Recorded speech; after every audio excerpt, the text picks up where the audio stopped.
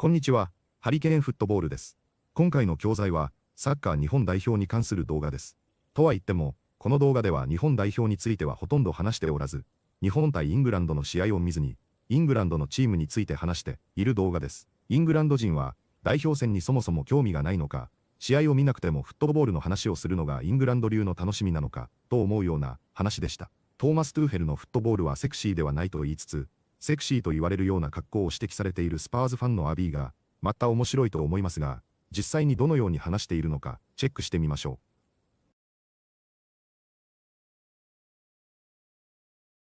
う。Yes, everybody, welcome back to DR Sports, and welcome to at least what we know is a baking hot studio. It is boiling in here today, and we've got some people who are, I don't know, you know what, Abby. Hi, nice to see you. Sorry, I am literally half naked. It is boiling hot in this studio Sahara today. desert in here. So it's crazy hot in here, and also we've got Nick on the other side as well. How you doing, and mate? I'm sat here in a jacket. Yeah, I don't know. You must be sweating. You know what? When I walked in, I was hot, and my body's become accustomed to it now, so I'm feeling alright. And I had to represent the boys. Sorry. Can we just keep the camera on them for 2 seconds? Yeah, camera on us for a sec. Yeah, nice. But yeah, no. But yeah, I'm feeling good. How are you? I'm good. I'm feeling better by the day, you know. Oh yeah. Yeah. Oh, nice. I wasn't here on Monday. I was ill. Tuesday, I was doing all right. Today, I'm doing better. I'm doing good now. Like, I know you've had a few illnesses in the last few weeks or so. Touch wood. This weekend. Touch wood. Sorry, this month of March, which we're technically now in April, but March, we were okay. I can't tell you how many vitamins I take. I literally, I think it's like 13 vitamins I take every morning now. What, separate or the packaged ones? No, separate. Separate? That's insane, 13 vitamins plus an Actimel plus a collagen. Actimel, you Actimel. know. Listen, pick up the Actimel. Throwback. That is a throwback. That's such a throwback. Honestly, the Actimel, I'm like, anything that can stop me getting ill. And do you know what? This week, I felt quite coldy. Like, I don't know if anyone watched Monday's show, but I've had a bit of a... You had a hat on. Right. Crazy. Right. Let's talk about that. Yeah, should we talk about? Have you seen this? Was it the beanie that's over there? No. Abby came in just with a New York Yankees brown cap on, and everyone just went, "What is going on?" I like just a cap, just a normal cap, Yankees cap, right? So obviously they've never seen me in a hat. This is crazy that it literally became a talking point about my hat. I will actually one by one, as the boys came in, the first thing they said was, well, "You got a hat on. You got a hat on." It was literally as if like I dyed my hair dark brown. Because that's Flex's job. Yeah, that's what he said. He said, we can't both wear a hat. I said, well, today I'm wearing a hat. He was like, why have you got a hat? And also, I wanted a hat. with his green and white. I said, I had greasy hair and I wanted to try and I wanted a cap. I've just bought one in black as well, right? So I will continue to wear the cap. It seems to have really split and divided opinion. I like the hat. Do you know what, Abby? There are no rules. There are no rules. There are some rules. The hat will come out on, there are a few rules. The hat will come out on greasy hair days when I've been to the gym, all right? Like, or done Pilates. Today it's clean. I've got clean hair today. I just love the reaction because I was the exact same. I tuned in. It was like kind of like 12:45 or whatever. I just tuned in. And I was like, is Abby wearing a hat? And then I scroll back to the beginning to see if you're wearing it at the beginning. I'm trying to work out.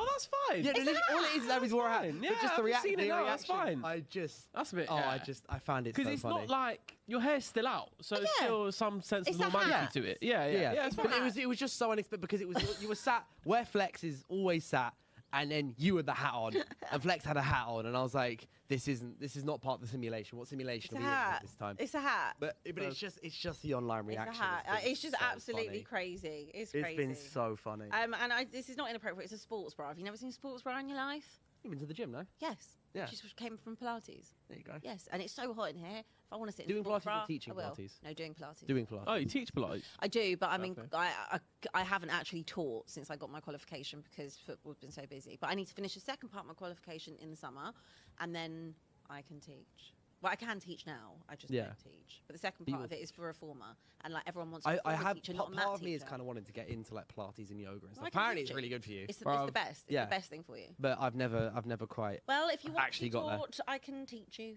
DR Pilates coming to you soon. What you done for how many times Jason's wanted to do this? Well, no, because Jason's been talking about DR Entertainment for about 2 years now. I can't explain, right? As a girl that does weight training, goes to the gym, does Pilates, all of it, and like I work like obviously with at the gym I work with like a lot like a lot of men, especially one of the places I go to, Robots, and their sister place is called Flow, which is where I was today. Right. And the boys who do all the weights and stuff and the cardio and like the high rocks training at Robots, they literally can't do Pilates. Like, boys think it's really easy, but it's so hard. It's like teeny tiny little movements, like all core strength, all tiny little adjustments, and it's so hard. And I just I did once and I kept falling over. No, yeah, it's all about me, stability. but I know that I should do it. Yeah. Because it's also very different to yoga. I don't know how we've come onto this topic, by the way, but I don't it is, know how we're on it is very different to yoga. Like 5 minutes into the show, we haven't even talked about football I yet. know, it's crazy. And whoever just said I was on Manjaro, I was never on Manjaro. I just worked really hard in the gym. I don't need to cheat. Okay. Smart.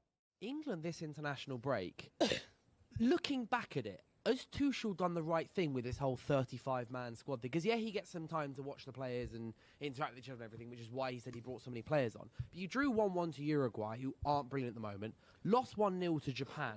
I can't. I have not watched one. And it's just like, and looking at like the squads that they played and looking at the reaction from England teams and everything, it feels like, considering that this was the last international break before a World Cup that you've been employed to win, it's a bit odd for me. Yeah, you know what? Like Abbi, I haven't watched the game, so I can't properly comment on how well or not well England played. But I think, look, I don't think the performances in these two games or, how we performed overall as a team is all that important. What is important is what has Tuchel learned about players that he didn't know enough about.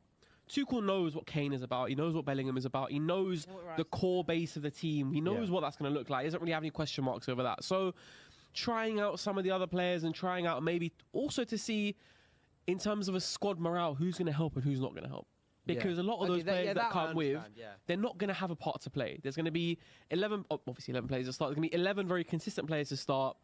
Another 6 who kind of get in and around. Otherwise, the rest of them aren't starting. They're just there to make up the squad.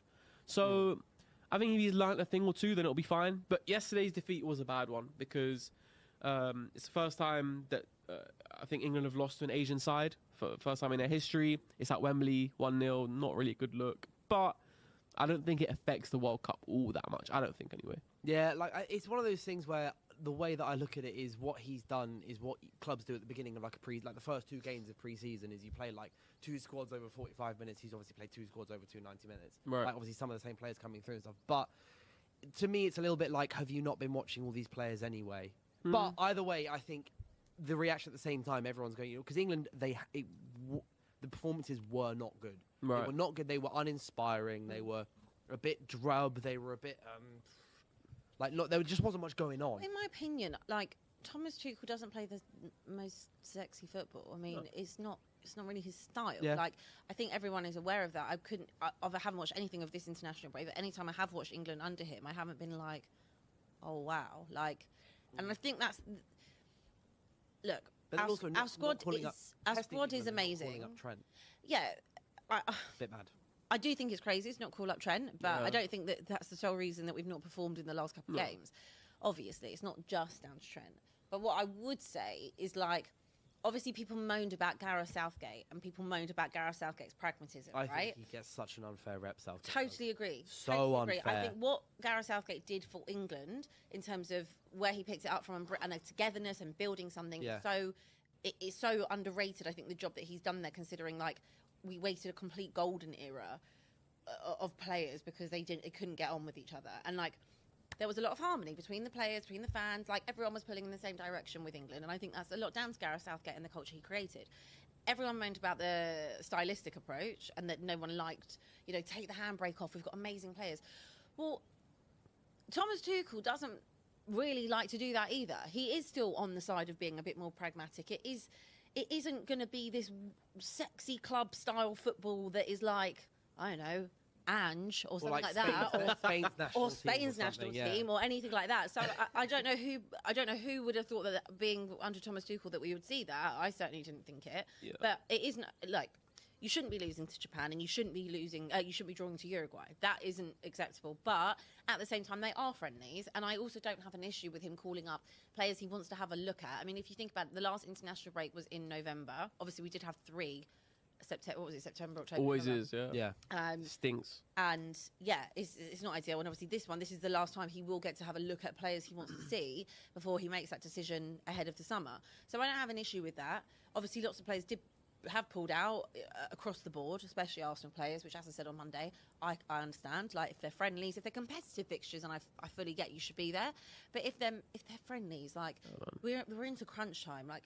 There's big things going on. I wish some of my players would have taken a leaf out of that book as well when we've got bigger fish to fry.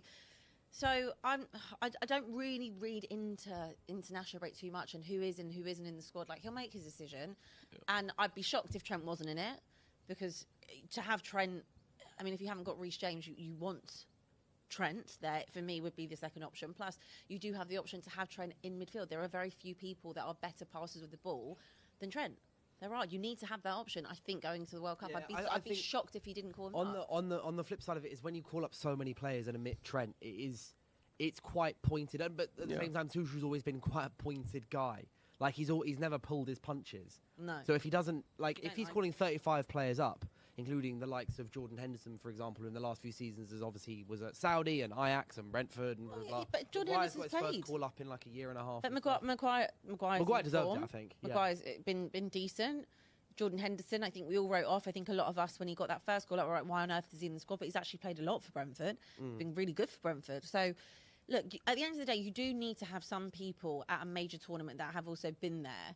And I know that some of our squad is, this is probably more their third tournament now, fourth tournament. Like, you have got that. But someone like Jordan Henderson, you do want characters like that, and players that he might not play, he might not feature, but just have around the camp. You do want to have people like that. I don't really have an issue when it comes to Jordan Henderson. Yeah. I don't. Water says, Robbie, thoughts on England's abysmal friendlies? They did obviously lose another game at home to Japan. They haven't actually beaten a team in the top 20 FIFA rankings since. I don't think it matters. Those friendlies don't matter, man. I don't care. Don't matter, right? Because it's all about when the World Cup starts. Obviously, they left loads of their big guns out. Don't matter. Japan didn't have Endo Minamino as well. I hate Premier League winners from Japan. It was all about Matoma and them, man. Yeah, big them up, man. Nice to see Abby remembered to dress for the show, says Oliver Klausdorff. Can I retort? I'll just be reading anything. Right. How much was that super chat? £2 sterling. £2. Counts, mate. Right. EPP. Yesterday, it was extremely hot in here. It was actually like the Sahara. I think Dylan would have taken his top off again if he would like to. For the record, I didn't take my top off. I just simply had a sports bra on, which, if I sat here in a crop top, would also be normal. Wait, you were sat here yesterday in a sports bra? Yeah. I mean, is that what we're doing, Rob? Dylan had no top on. I was. It was boiling in If we here. pulled up in the vest thing, like, we can't. Why? Get Nah, the vest on. it's not appropriate. You guys, Why? you know what I mean? Let it all Family hang out. show, man. No, No, you guys got to set some. You got to set I know, man. Yeah, I mean, set some parameters. Can we pull up in vests or no? Like, I don't know. To the office. we are currently working on the dress code for shows as we I speak. mean, this guy's coming in like he's, doing up Snowden tomorrow. And then, to be fair, you've gone the opposite. That's what they're saying. They're saying we it's should not dress. boiling No, you here did today. remember. It's not You boiling did remember. today. If it is, you've got to deal with it. You know? I just come from a Got a class. responsibility in front of the lens, mate. Class. I didn't have a little top underneath my big jumper. You're It was a fitness boiling. person. You're supposed to pack those things. You're supposed to be ready. Kay says, And I'm sitting flex in a but if I string want to sit vest, here on lol. the sports bar, I can. Yeah, if I sat here in the string vest thing, the Raspberry Nesbit thing, yeah, with a string vest, it's inappropriate. It's not inappropriate. It is, when nipples will be coming through And the if it wasn't flipping coming gaps through, inside the thing. And she wants to free the nip. I'm a feminist. Free the nip. Free the Free the nip. nip. Can we get with the showpiece before we get cancelled? Jesus. Is this on Samsung? 次は解説です。今回は固有名詞など知らなければ知らないボキャブラリーも多かったと思いますが、特に英語らしい表現などを解説していますので、本日の解説をチェックしてみましょう。For a World Cup that you've been employed to win. be employed to は何かをするために雇われているという意味の表現です。単なる雇用ではなく、明確な役割や目的があることを強調します。特にビジネスやスポーツの文脈でよく使われます。例えば監督がタイトルを取るために雇われるといった場面です。責任や期待が強いニュアンスを含むのが特徴です。For a World Cup that you've been employed to win. For a World Cup that you've been employed to win. They were a bit drab. drab は地味で冴えないという意味の形容詞です。もともとは色がくすんでいる様子を表す言葉でした。そこから内容や雰囲気が退屈な時にも使われるようになりました。ダルやボーリンに近い意味ですが、より活気がない感じです。派手さやエネルギーが足りないイメージがあります。少しフォーマル寄りですが会話でも使えます。They were a bit drab. They were a bit drab. Would have taken a leaf out of that book as well. Take a leaf out of one's book は、人のやり方を見習うという意味のイディオムです。リーフは、ここでは、本のページを意味しています。つまり誰かの本の一部を借りるように、その人の行動を参考にするというイメージです。特にイギリス英語でよく使われる表現です。スポーツでは他チームの戦術や姿勢を見習うときによく使われます。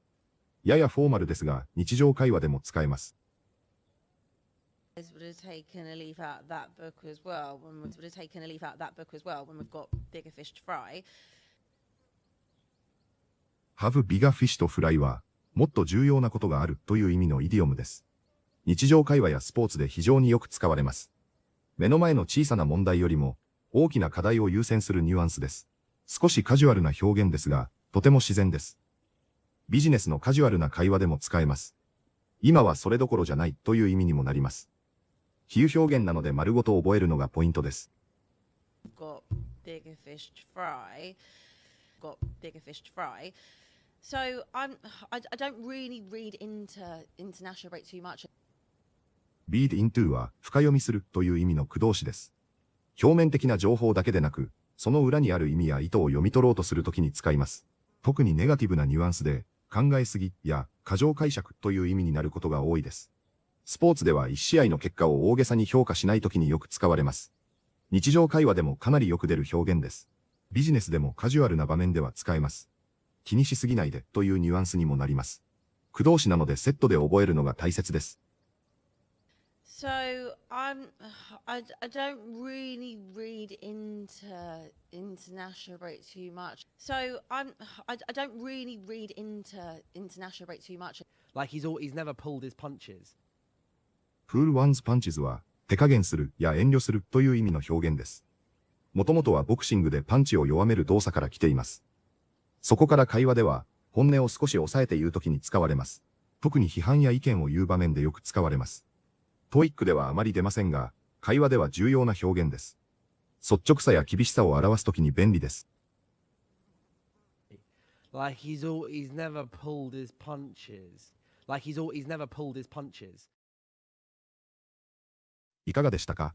イングランド人は代表戦よりも応援しているクラブチームの方が重要だということはよく言われているようですが、日本戦だから見なかった場合もあるでしょうし、親善試合だから見なかった場合もあると思いますが、日本のフットボールファンとは随分違うのだろうと実感するようなものでし、それでも試合を見ていなくても語るのもまたイングランドらしいとも感じますが、良くも悪くも1試合の内容だけでなくチームとしてやっていくことや監督の考え方、親善試合の使い方やスカッドの選び方などはいつでも語れるのでしょう。やっぱりワールドカップの本番でイングランドや世界のトップチームに勝利することがまた大きな意味があるとも感じますので、ワールドカップでの日本旋風がまた見れることを楽しみにしたいと思います。